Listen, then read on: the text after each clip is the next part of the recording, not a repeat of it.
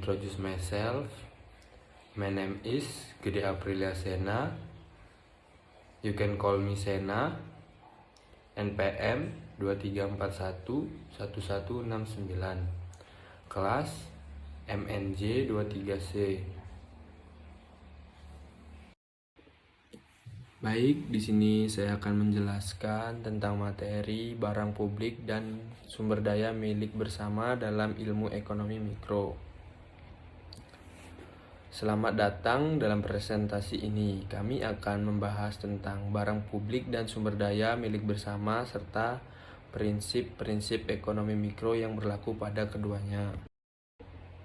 Nah, yang pertama saya akan membahas tentang definisi barang publik dan sumber daya milik bersama.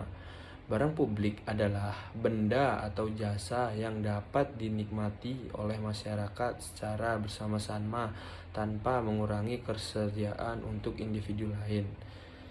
Sementara itu, sumber daya milik bersama adalah aset yang dimiliki dan dimanfaatkan oleh masyarakat secara kolektif. Nah, yang selanjutnya saya akan membahas karakteristik barang publik. Karakteristik barang publik dibagi menjadi 3. Yang pertama, non-rival. Barang publik tidak berkurang ketersediaannya ketika digunakan oleh individu lain. Contoh pemandangan alam. Yang kedua, ada non-excludable. Tidak memungkinkan untuk menghalangi individu lain untuk menggunakan barang publik. Contoh pertahanan nasional. Dan yang ketiga, ada non-rejectable. Individu tidak dapat menolak atau memilih untuk tidak menggunakan barang publik, contoh jalan umum. Nah, yang selanjutnya saya akan membahas prinsip ekonomi mikro pada barang publik dan sumber daya milik bersama.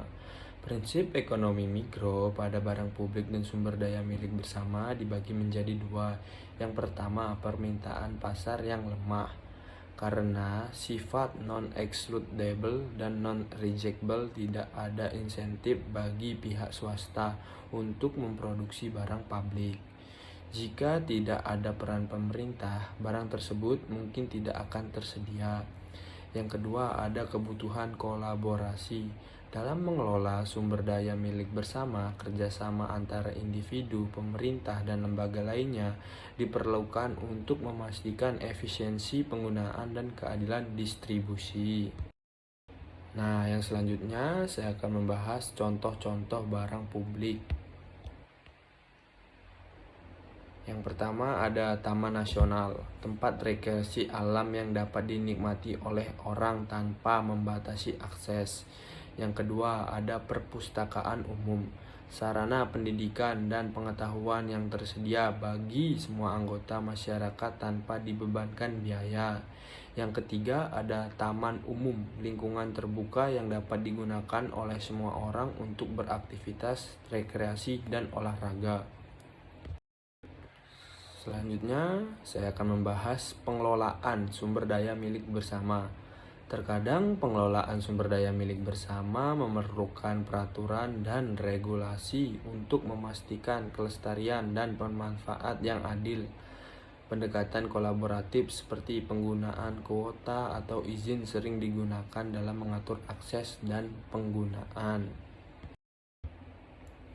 Nah, yang selanjutnya saya akan membahas tentang peran pemerintah dalam mengelola barang publik dan sumber daya milik bersama. Peran pemerintah dalam mengelola barang publik dan sumber daya milik bersama dibagi menjadi 3. Yang pertama, ada regulasi. Pemerintah bertanggung jawab untuk membuat kebijakan dan regulasi yang mengatur akses, penggunaan, dan perlindungan barang publik dan sumber daya milik bersama. Yang kedua, ada keuangan. Pemerintah mendanai barang publik dan sumber daya milik bersama melalui pajak atau pendapatan publik lainnya untuk memastikan keberlanjutan dan ketersediaannya. Yang ketiga, ada penanganan konflik.